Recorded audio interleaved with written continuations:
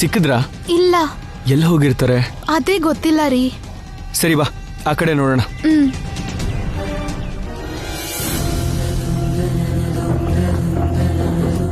ಇದು ಗುರುಗಳೇ ನಡೆದಿತ್ತು. ತಪ್ಪು ಮಾಡಿದೆ ಅನ್ನೋ ಅಪರಾಧಿ ಭಾವದಿಂದ ನನ್ನ ಮನಸ್ಸಿಗೆ ತುಂಬ ನೋವಾಗ್ತಿದೆ ಗುರುಗಳೇ. ಇಂಥ ಮರ್ಯಾದಸ್ಥ ಮನೆಗೆ ಸೊಸೆ ಆಗಿರೋ ನಾನು ಈ ರೀತಿ ತಪ್ಪು ಮಾಡಿದ್ದಕ್ಕೆ ನನ್ನ ಮೇಲೆ ನನಗೆ ಅಸಹ್ಯ ಆಗ್ತಿದೆ. ನನ್ನ ವಂಶನ ಅಪವಿತ್ರ ಮಾಡಿದೆ ಅನ್ನೋ ನೋವಿಂದ ರಾತ್ರಿಯಿಂದ ಒತ್ತಾಡ್ತಿದ್ದೀನಿ ಗುರುಗಳೇ.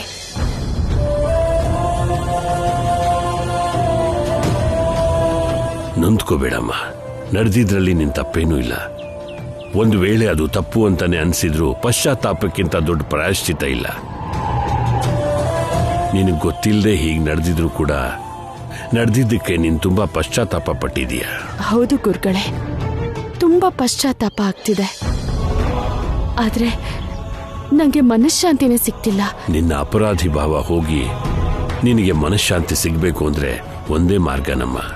ಹೇಳಿ ಗುರುಗಳೇ, ನೀವೇನ್ ಹೇಳ್ತೀರೋ ಹಾಗೆ ಮಾಡ್ತೀನಿ. ನಿನ್ನ ಮನೆಯಲ್ಲಿ ತುಳಸಿ ಕಲ್ಯಾಣ ಮಾಡೋ ಪದ್ಧತಿ ಇದೆಯಮ್ಮ? ಹಾ, ಇದೆ ಗುರುಗಳೇ. ಪ್ರತಿ ವರ್ಷ ಕಾರ್ತಿಕ ಮಾಸದಲ್ಲಿ ಅಥವಾ ಯಾವುದೇ ಮಾಸದಲ್ಲಾದ್ರೂ ದ್ವಾದಶಿ ದಿನ ತುಳಸಿ ಕಲ್ಯಾಣ ಮಾಡಿಸ್ತೀವಿ. ಮತ್ತಿನ್ನೇನ್ ಬೇಕಮ್ಮ? ಹಾಗೆ ತುಳಸಿ ಕಲ್ಯಾಣ ಮಾಡಿಸಿದ್ರೆ ಸಾಕು. ಇಂಥ ಎಲ್ಲಾ ತಪ್ಪಿಗೂ ಪ್ರಾಯಶ್ಚಿತ ಸಿಕ್ಕ ಹಾಗೆ ಮನಸ್ಸಿಗೆ ಪ್ರಸನ್ನತೆ ಬರುತ್ತೆ. ಸಂತೋಷ ಗುರುಗಳೇ. ನನ್ನ ಸಮಸ್ಯೆಗೆ ಪರಿಹಾರ ಹೇಳಿದ್ರಿ, ತುಂಬಾ ಸಂತೋಷ. ಶುಭಂ ಭೂಯಾತ್.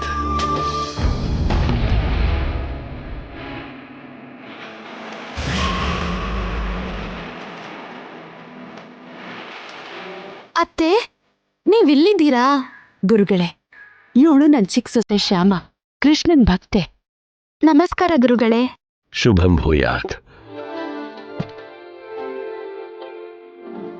ಆ ಕೃಷ್ಣ ಪರಮಾತ್ಮ ಎಲ್ಲ ವೇಳೆಯಲ್ಲೂ ನಿನ್ನ ಹತ್ರನೇ ಇರ್ತಾನೆ.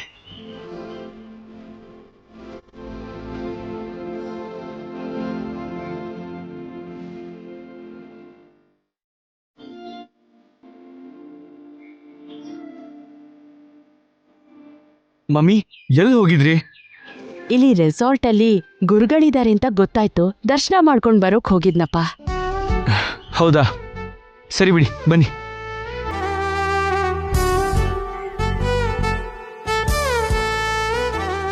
ಶ್ಯಾಮ, ಮುಂದಿನ ಸೀಟಲ್ಲಿ ನೀನ್ ಕೂತ್ಕೋ.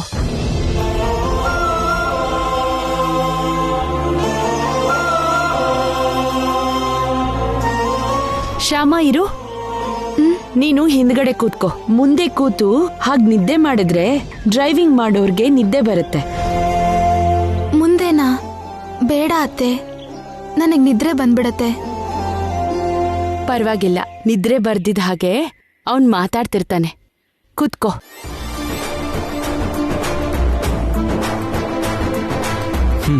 ಕೂತ್ಕೋ ಶ್ಯಾಮ,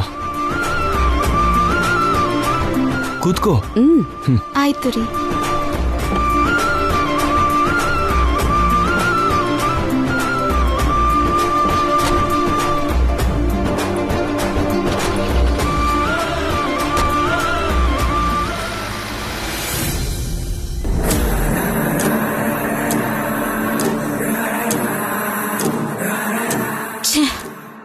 ಅಖಿಲ್ಗೆ ಆ ಕಂಪನಿ ಸಿಗಬಾರ್ದು ಅಂತ ಅಂದ್ಕೊಂಡಿದ್ರೆ ಈಗ ಅವನೇ ಆ ಕಂಪನಿ ತಗೊಂಡು ನನ್ನ ಹೊಟ್ಟೆ ಉರ್ಸೋದಕ್ಕೆ ಬರ್ತಾ ಇದ್ದಾನೆ. ಆದ್ರೂ ಪರವಾಗಿಲ್ಲ, ಈ ಖುಷಿನೆಲ್ಲ ನಾಶ ಮಾಡಿ ನನ್ನ ಮನ್ಸಿಗೆ ಸಮಾಧಾನ ಆಗೋ ಹಾಗೆ ನಾನೇ ಏನಾದ್ರೂ ಮಾಡ್ತೀನಿ. ಮಮ್ಮಿ, ಸಡನ್ ಆಗಿ ಪ್ರೋಗ್ರಾಮ್ ಒಪ್ಕೊಂಡಿದೀವಿ. ಶ್ಯಾಮಾಗ್ ಹೇಳಿಲ್ವಲ್ಲ, ಬರ್ತಾಳೋ ಇಲ್ವೋ? ಬರ್ದೇ ಇರ್ತಾಳಾ? ಖಂಡಿತ ಬರ್ತಾಳೆ. ಬಾ.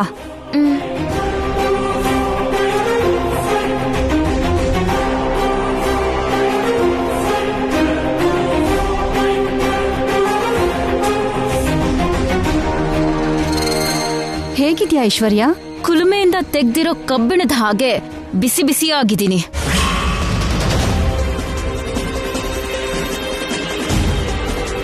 ಅದೇನ ಐಶ್ವರ್ಯ? ಮತ್ತಿನ್ನೇನು ಹೇಳ್ಬೇಕು? ಎಷ್ಟೋ ತಿಂಗಳಾದ್ಮೇಲೆ ಸಿಗ್ತಿರೋ ಹಾಗೆ ಹೇಗಿದೀಯಾ ಅಂತ ಕೇಳ್ತಿದ್ದೀರಲ್ಲ. ಮೊನ್ನೆ ತಾನೆ ನೀವಿಲ್ಲಿಂದ ಹೋಗಿದ್ದು.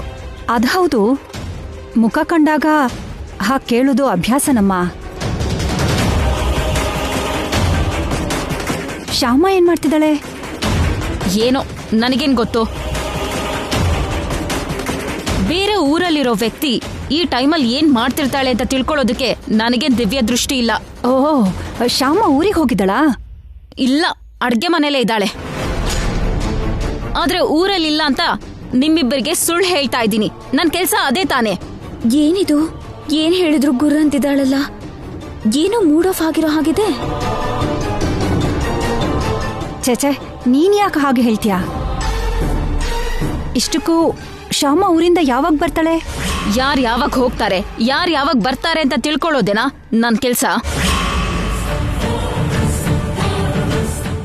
ಅಷ್ಟಕ್ಕೂ ನನ್ನ ನೀನು ಶ್ಯಾಮನ್ ಪಿ ಅನ್ಕೊಂಡಿದ್ದೀರಾ? ಅವಳು ಎಲ್ಲಿಗೆ ಹೋಗಿದ್ದಾಳೆ, ಯಾವಾಗ ಬರ್ತಾಳೆ, ಎಷ್ಟು ಗಂಟೆಗೆ ಹೋಗ್ತಾಳೆ, ಎಷ್ಟು ಗಂಟೆಗೆ ಬರ್ತಾಳೆ ಅಂತೆಲ್ಲ ತಿಳ್ಕೊಳ್ಳೋದಕ್ಕೆ?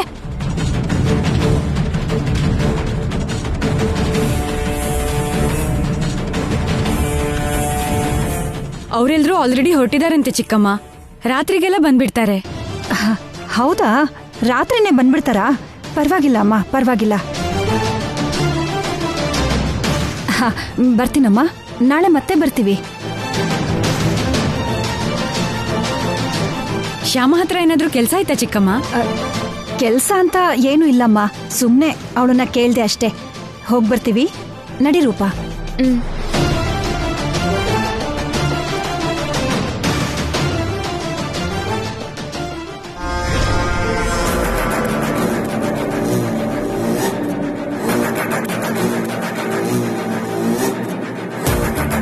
ಇದೇನು ಗೌರಮ್ಮ ಅಷ್ಟು ಅರ್ಜೆಂಟಾಗಿ ಬಂದು ಹೊರಟೋದ್ರು?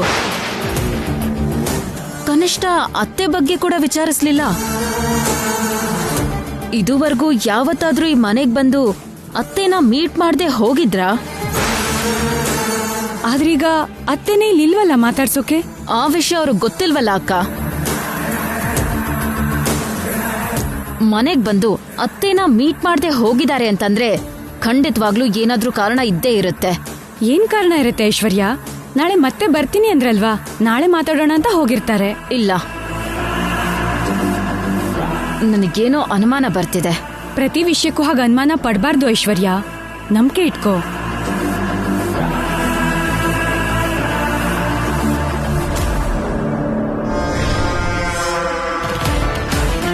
ನಿನ್ ಹಾಗೆ ನಾನು ಎಲ್ರನ್ನೂ ನಂಬಲ್ಲ. ಹೀಗೆ ಅನುಮಾನ ಪಟ್ಟೇ ಪಡ್ತೀನಿ. ಖಂಡಿತ ಗೌರಮ್ಮನ ಬಿಹೇವಿಯರ್ ಅಲ್ಲಿ ವ್ಯತ್ಯಾಸ ಇದೆ. ತಿಳ್ಕೊಳ್ತೀನಿ, ಅದೇನೋ ತಿಳ್ಕೊಳ್ತೀನಿ.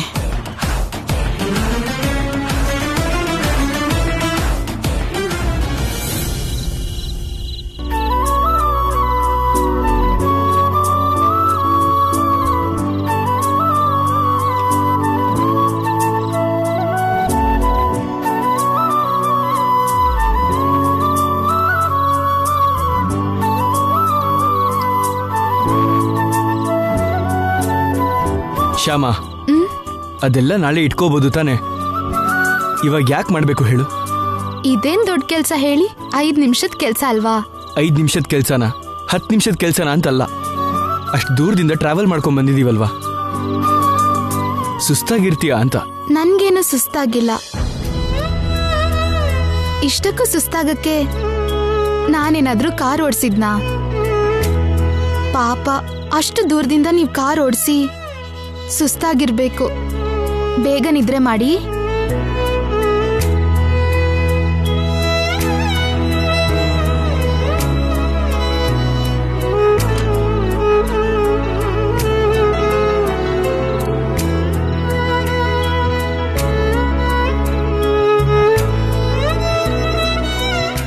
ಶ್ಯಾಮ, ನಾಳೆ ನಾವು ಶಾಪಿಂಗ್ ಹೋಗ್ಬೇಕು. ಅದೇ ಮಸಾಲಾ ಶಾಪಿಂಗ್ ಹೋಗ್ಬೇಕಲ್ಲ. 2 ಡೇಸ್ ಆಫೀಸಲ್ಲಿ ಇರಲಿಲ್ಲ ಅಲ್ವಾ? ನಾಳೆ ಸ್ವಲ್ಪ ಹೆವಿ ವರ್ಕ್ ಇರ್ಬೋದು. ನೋ ಪ್ರಾಬ್ಲಮ್, ಆದಷ್ಟು ಬೇಗ ಕೆಲಸ ಮುಗಿಸ್ಕೊಂಡು ಬಂದ್ಬಿಡ್ತೀನಿ. ಬಂದ ತಕ್ಷಣ ಶಾಪಿಂಗಿಗೆ ಹೋಗೋಣ. ಓಕೆ? ಹಾಗೆ ಮಾಡೋಣ ರೀ. ಹಾಗೆ ಮಾಡೋಣ ಅಂತೀಯಲ್ಲ, ನಾನೇನು ಹೇಳಿದೆ ನಿನಗೆ? ನಿಧಾನವಾಗಿ ನಿಂಗೆ ಇಂಗ್ಲಿಷ್ ಕಲಿಸ್ತೀನಿ ಅಂತ ಹೇಳಿದೆ ತಾನೆ? ನಾನು ಓಕೆ ಅಂದಾಗ ನೀನು ಕೂಡ ಓಕೆ ಅಂತ ಹೇಳಬೇಕು. ಈಗ ನೀನು ವಿಲೇಜಲ್ಲಿ ಇರೋದಿಲ್ಲ, ಸಿಟಿನಲ್ಲಿದೆಯಾ.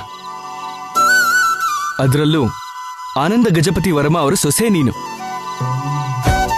ಕನಿಷ್ಠ ಥ್ಯಾಂಕ್ಸ್, ಓಕೆ, ಸಾರಿ ಇಂಥ ವರ್ಡ್ಸ್ ಕೂಡ ಬರ್ದಿದ್ರೆ ಚೆನ್ನಾಗಿರೋದಿಲ್ಲ.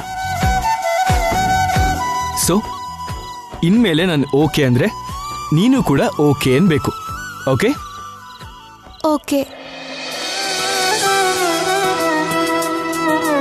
ಯಾರಿಗಾದ್ರೂ ಥ್ಯಾಂಕ್ಸ್ ಹೇಳೋ ಹಾಗಿದ್ರೆ ಥ್ಯಾಂಕ್ಸ್ ಅಂತಾನೆ ಹೇಳಬೇಕು. ಅದನ್ನ ಬಿಟ್ಟು ಅಚ್ಚ ಕನ್ನಡದಲ್ಲಿ ಕೃತಜ್ಞತೆಗಳು ಈ ತರ ದೊಡ್ಡ ದೊಡ್ಡ ಶಬ್ದ ಎಲ್ಲ ಹೇಳಬಾರ್ದು. Okay okay. ಯಾರಾದ್ರೂ ಗುಡ್ ನೈಟ್ ಅಂತ ಹೇಳಿದ್ರೆ ಗುಡ್ ನೈಟ್ ಅಂತಾನೆ ಹೇಳಬೇಕು, ಶುಭರಾತ್ರಿ ಅಂತ ಹೇಳಬಾರ್ದು. ಸರಿನಾ? ಸರಿ. ಯಾರಾದ್ರೂ ಗುಡ್ ನೈಟ್ ಹೇಳಿದ್ರೆ ಗುಡ್ ನೈಟ್ ಅಂತಾನೆ ಹೇಳ್ತೀನಿ, ಶುಭರಾತ್ರಿ ಅಂತ ಹೇಳಲ್ಲ. ಸರಿನಾ ರೀ? Okay, good night.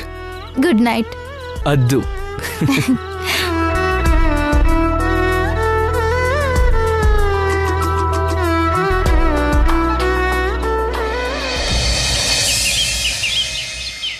ಏನಮ್ಮವ್ರೆ ನೀವ್ ಹೇಳೋದು? ಇವತ್ತು ಪ್ರೋಗ್ರಾಮ್ ಒಪ್ಕೊಂಡಿದ್ದೀರಾ? ಹೌದು, ನೀನ್ ಬಂದ್ ಹಾಡ್ಬೇಕು, ನಡಿ. ಈಗಿಂದೀಗ್ಲೇ ಬಾ ಅಂದ್ರೆ ಹೇಗ್ ಬರ್ಲಿ ಹೇಳಿ? ಅಲ್ದೆ ಮೊದ್ಲಿನ ಹಾಗೆ ನೀವ್ ಕರ್ದಿದ ತಕ್ಷಣ ನನಗ್ ಬರೋಕ್ಕಾಗೋದಿಲ್ಲ. ಈಗ ನಾನು ಈ ಮನೆ ಸೊಸೆ ಅಲ್ವಾ? ಮನೆ ಸೊಸೆ ಅಂತ ಕೊಂಬೆನಾದ್ರೂ ಬಂತ ನಿನಗೆ? ನಾನು ಹೇಳಿದ್ದು ಹಾಗಲ್ಲ. ನಾನು ಈ ಮನೆ ಸೊಸೆ ಆದ್ಮೇಲೆ ಈ ಮನೆಯವ್ರಿಗೆ ಹೇಳ್ದೆ ನಿಮ್ ಜೊತೆ ಪ್ರೋಗ್ರಾಮ್ಸ್ಗೆ ಹೇಗ್ ಬರಕ್ಕಾಗತ್ತೆ ಹೇಳಿ? ಮದ್ವೆ ಆದ್ಮೇಲೂ ಕೂಡ ಪ್ರೋಗ್ರಾಮ್ಸ್ ಬರ್ತೀನಿ ಅಂತ ಮದ್ವೆಗ್ ಮೊದ್ಲೇ ಹೇಳಿದ್ಯಲ್ಲ. ಈಗ ಕೂಡ ನಾನ್ ಬರಲ್ಲ ಅಂತ ಹೇಳ್ತಿಲ್ಲ, ಅತ್ತೆ ಮನೆಯವ್ರಿಗೆ ಹೇಳ್ ಬರ್ತೀನಿ ಅಂತಿರೋದು. ಅವ್ರು ಒಪ್ದೇ ಇದ್ರೆ ಬರಲ್ವಾ? ಅವ್ರ ಮಾತಿಗೆ ವಿರುದ್ಧವಾಗಿ ಹೇಗ್ ಬರ್ಲಿ ರೂಪಾರಾಣಿ? ಅದು ಸರಿ ಅಲ್ಲ ಅಲ್ವಾ?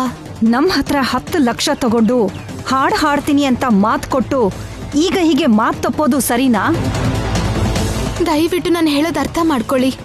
ಮೊದಲು ಈ ವಿಷಯನ ಮಾವಂಗ್ ಹೇಳಿ. ಮಾವನ ಅನುಮತಿ ತಗೊಂಡು ನಿಮ್ ಜೊತೆ ಬಂದ್ರೆ ಸರಿ ಅನ್ಸ್ತಿದೆ.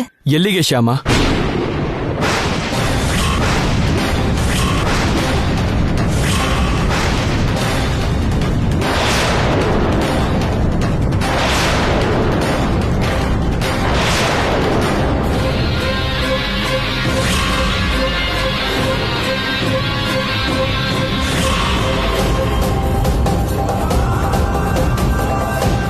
ಎಲ್ಲಿಗೆ? ಡ್ಯಾಡಿ ಅನುಮತಿ ಕೊಟ್ರೆ ಬರ್ತೀನಿ ಅಂತಿದ್ಯಲ್ಲ. ಅದು ಅದೇನಪ್ಪ, ನಮ್ ರೂಪಾರಾಣಿ ಪ್ರೋಗ್ರಾಮ್ ಎಲ್ಲೇ ನಡೆದ್ರೂ ಕೂಡ ಶ್ಯಾಮನ ನಮ್ ಜೊತೆ ಕರ್ಕೊಂಡು ಹೋಗೋದು ನಮ್ಗೆ ಅಭ್ಯಾಸ ಅಲ್ವಾ? ನಮ್ ಪ್ರೋಗ್ರಾಮ್ಸ್ಗೆ ಶ್ಯಾಮ ನಮ್ ಜೊತೆ ಬಂದ್ರೆ ರೂಪಾರಾಣಿ ಚೆನ್ನಾಗಿ ಹಾಡ್ತಾಳೆ ಅನ್ನೋದು ನಮ್ ಸೆಂಟಿಮೆಂಟ್. ಇವತ್ತು ಬನಶಂಕರಿ ಹತ್ರ ಒಂದು ಪ್ರೋಗ್ರಾಮ್ ಒಪ್ಕೊಂಡಿದ್ದೀನಿ. ಸೆಂಟಿಮೆಂಟಲ್ಲಿ ಬಾ ಅಂತ ಕರಿತಾ ಇದ್ದೀನಿ. ಶ್ಯಾಮ ಅಣ್ಣನ್ ಕೇಳಿ ಹೇಳ್ತೀನಿ ಅಂತಿದ್ದಾಳೆ. ಸೆಂಟಿಮೆಂಟ್ ಅಂದ್ರೆ ಅಣ್ಣ ಯಾಕೆ ಬೇಡ ಅಂತಾರೆ? ಡ್ಯಾಡಿ ಬೇಡ ಅಂದಿದ್ರು ನಾನ್ ಮಾತ್ರ ಬೇಡ ಅಂತೀನಿ ಆಂಟಿ.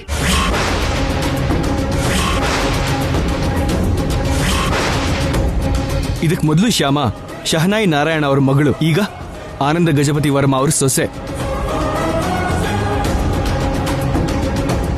ಶಹನಾಯಿ ನಾರಾಯಣ ಅವ್ರ ಮಗಳಾಗಿದ್ದಾಗ ರೂಪಾರಾಣಿ ಅಸಿಸ್ಟೆಂಟ್ ಹಾಗೆ ರೂಪಾರಾಣಿ ಪ್ರೋಗ್ರಾಮಿಗೆ ಹೋದ್ರೆ ಯಾರು ಏನು ಅಂದ್ಕೊಳ್ಳಲ್ಲ. ಆದ್ರೆ ಆನಂದ ಗಜಪತಿ ವರ್ಮಾ ಸೊಸೆ ಆದ್ಮೇಲೆ ಶ್ಯಾಮ ರೂಪಾರಾಣಿ ಪ್ರೋಗ್ರಾಮಿಗೆ ಬಂದು ರೂಪಾರಾಣಿ ಅಸಿಸ್ಟೆಂಟ್ ತರ ರೂಪಾರಾಣಿ ಲಗೇಜ್ ಹೊರ್ತಾ ಇದ್ರೆ ನಮ್ ಬಗ್ಗೆ ಜನರು ತುಂಬಾ ಕೆಟ್ಟದಾಗಿ ಮಾತಾಡ್ಕೋತಾರೆ. ನಮ್ಮ ಮರ್ಯಾದೆಗೆ ಸಮಸ್ಯೆ ಆಗೋ ಹಾಗೆ ಆ ರೀತಿ ಕೆಲ್ಸನ ಈ ಮನೆ ಸೊಸೆ ಮಾಡಬಾರ್ದು. ಹಾಗಲ್ಲ ಅಖಿಲ್. ಪ್ಲೀಸ್ ದಯವಿಟ್ಟು ಈ ವಿಷಯದಲ್ಲಿ ಇನ್ನೇನು ಮಾತಾಡ್ಬೇಡಿ. ಇನ್ಯಾವತ್ತೂ ನಿಮ್ ಜೊತೆಗೆ ನಿಮ್ ಪ್ರೋಗ್ರಾಮ್ಸ್ಗೆ ಶ್ಯಾಮನ್ನ ಕರ್ಕೊಂಡು ಹೋಗ್ಬೇಕು ಅಂತ ಅನ್ಕೋಬೇಡಿ.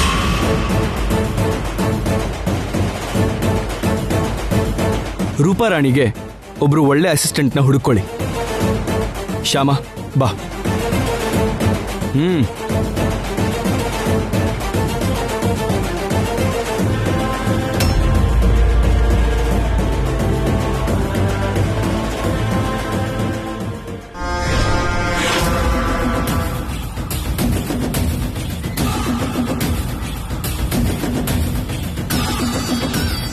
ಓಹೋ, ನಿನ್ನೆ ಗೌರಮ್ಮ ಅಷ್ಟು ಅವಸರದಲ್ಲಿ ಬಂದು ಶ್ಯಾಮನ್ ಬಗ್ಗೆ ಕೇಳಿದ್ದು ಈ ಪ್ರೋಗ್ರಾಂ ವಿಷಯಕ್ಕೆ ಅಂತಾಯ್ತು.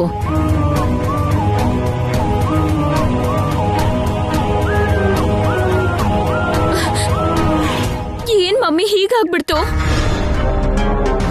ಅಂದ್ರೆ ಇನ್ ಮುಂದೆ ಶ್ಯಾಮ ನನ್ ಹಿಂದೆ ನಿಂತ್ಕೊಂಡು ಹಾಡಕ್ ಬರಲ್ವಾ? ಇನ್ ಮುಂದೆ ನನ್ ಕರಿಯರ್ ನಾಶ ಆದ ಹಾಗೇನಾ? ನೀನೇನ್ ಟೆನ್ಷನ್ ಮಾಡ್ಕೋಬೇಡ ರೂಪಾ, ಹಾಗೇನೂ ಆಗಲ್ಲ.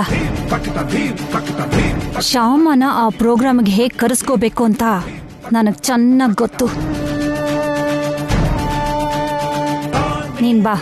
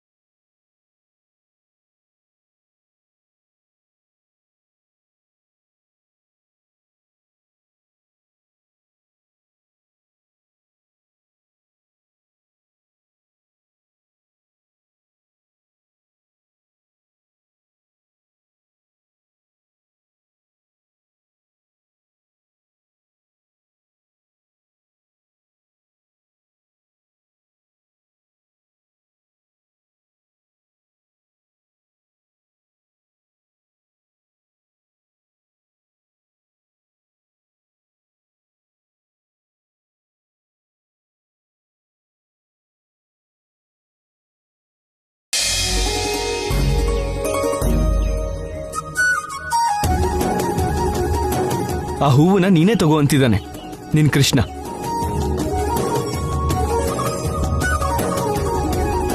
ತಗೋ.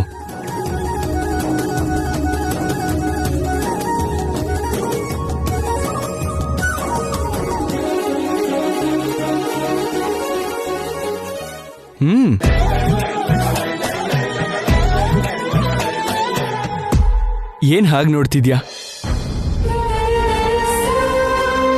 ಮುಡ್ಕೋ.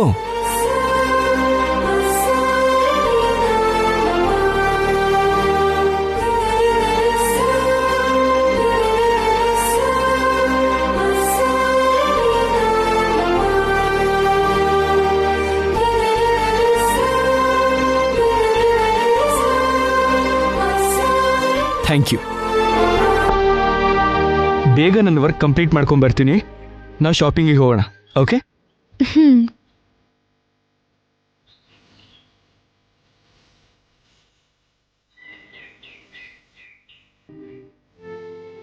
ಏನ್ ಕೃಷ್ಣ ಇದು? ನನ್ಗೆ ಈ ತರ ಯೋಚನೆ ಬರೋ ಹಾಗೆ ಮಾಡ್ತೀಯಲ್ಲ, ತಪ್ಪಲ್ವಾ?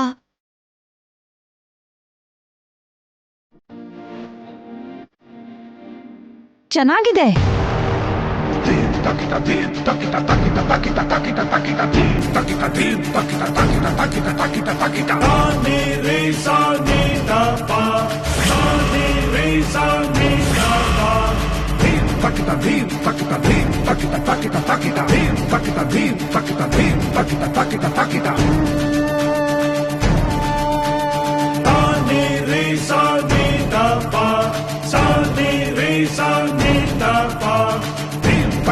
ತುಂಬಾ ಚೆನ್ನಾಗಿದೆ. ಅಖಿಲ್ ನಿನ್ಗೆ ಹೂ ತಂದ್ಕೊಡೋದು, ಆ ಹೂವನ್ನ ನೀನು ಮುಟ್ಕೊಳ್ಳೋದು ತುಂಬಾ ತುಂಬಾ ಚೆನ್ನಾಗಿದೆ. ಆದ್ರೆ ಹಾಡ್ ಹಾಡ್ತೀನಿ ಅಂತ ಮಾತು ಕೊಟ್ಟು ನಮ್ ಕಿವಿಗೆ ಹೂ ಇಡ್ತಿದ್ಯಲ್ಲ, ಅದ್ ಸ್ವಲ್ಪನೂ ಚೆನ್ನಾಗಿಲ್ಲ. ಆಗ ತಮ್ಮನ ಆಪರೇಷನ್ಗೆ ದುಡ್ಡು ಬೇಕು ಅಂತ ಕಾಲ್ ಹಿಡ್ಕೊಂಡು ಕೇಳಿದ್ಲು. ರೂಪಾರಾಣಿಗೋಸ್ಕರ ನೀವ್ ಎಲ್ಲಿ ಹಾಡು ಅಂತಿರೋ ಅಲ್ಲಿ ಹಾಡ್ತೀನಿ ಅಂತ ಮಾತು ಕೊಟ್ಟಿದ್ದೆ. ಈಗ ಹಾಡು ಅಂದ್ರೆ ಆಗಲ್ಲ ಅಂತಿದ್ಯಾ? ಅಷ್ಟೇ ಬಿಡು. ಆಗ ಊಟ ಗತಿ ಇಲ್ದಿರೋ ಶಹನಾ ಈ ನಾರಾಯಣನ ಮಗಳಾಗಿ ಮಾತು ಕೊಟ್ಟಿದ್ದೆ. ಈಗ ಕೋಟಿಗೆ ಬೆಲೆ ಬಾಳೋ ಆನಂದ ಗಜಪತಿ ವರ್ಮಾ ಅವ್ರ ಸೊಸೆಯಾಗಿ ಮಾತು ತಪ್ತಿದ್ಯಾ?